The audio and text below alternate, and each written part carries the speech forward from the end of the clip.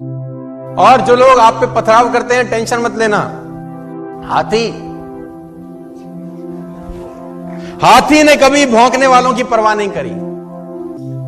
अच्छा देखो, किसी गांव में एक हाथी आ जाए, मैं उस दिन भी सुना रहा था किसी को, तो गांव भर के वयोवृद्ध जो बुजुर्ग लोग रहते हैं हाथ जोड़ के खड़े हो जाएंगे, जय हो गणेश जी महाराज, जय हो गणेश जी महाराज।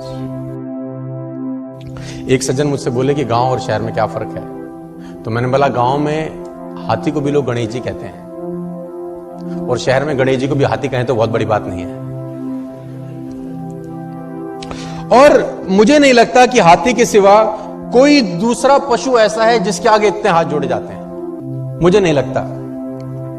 लेकिन एक दूसरी विडंबना यह है कि जितने हाथ जोड़े जाते हैं वो और किसी के नहीं जोड़े जाते, और जितने भौंकने वाले इसके पीछे लगे रहते हैं किसी और के नहीं लगे रहते। गलत तो नहीं कह रहा मैं आपसे। जितने हाथ जोड़े वाले इसके सामने खड़े रहते हैं उतना किसी और के नहीं, और जितने भौंकने वाले इसके पीछे रहते हैं किसी और के नहीं। गांव भर के वयोवृद्ध हाथ जोड़े खड़े होंगे और भौंकने वाले पीछे पड़े होंगे, तो टेंशन लेने का जरूरत। और मुझे आज तक साला ये बात समझ में नहीं आई कि कुत्तों को हाथी से तकलीफ क्या है।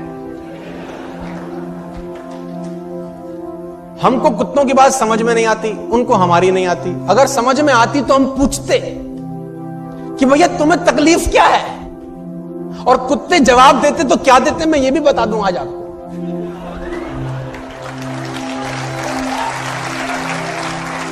कुत्ते बोलते हमें हाथी से कोई तकलीफ नहीं है, तो फिर भौंकते क्यों हो?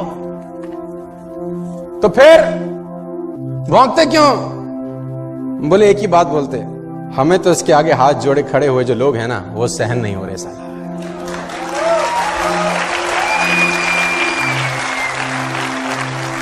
और सही बात है, जिसकी जितनी स्तुति होगी उसकी उतनी निंदा भी होगी, जिसकी जितनी स्तुति होगी उसकी उतनी निंदा होगी। स्तुति करने वाले हाथ जोड़े खड़े होंगे और भौंकने वाले पीछे पड़े होंगे। तो घबराने का जरूरत नहीं है कि अगर लोग आपको ताना मारें, टेंशन दें, आप अपना मस्त आगे आगे चलो। लेकिन दिक्कत क्या है? अच्छा, कुत्तों की इतनी हिम्मत नहीं है कि हाथी के आगे आके भौंके। आगे आके भौंकते नहीं, पीछे भौंकना बंद करते नहीं। लेकिन आप देखो हाथी को, देखो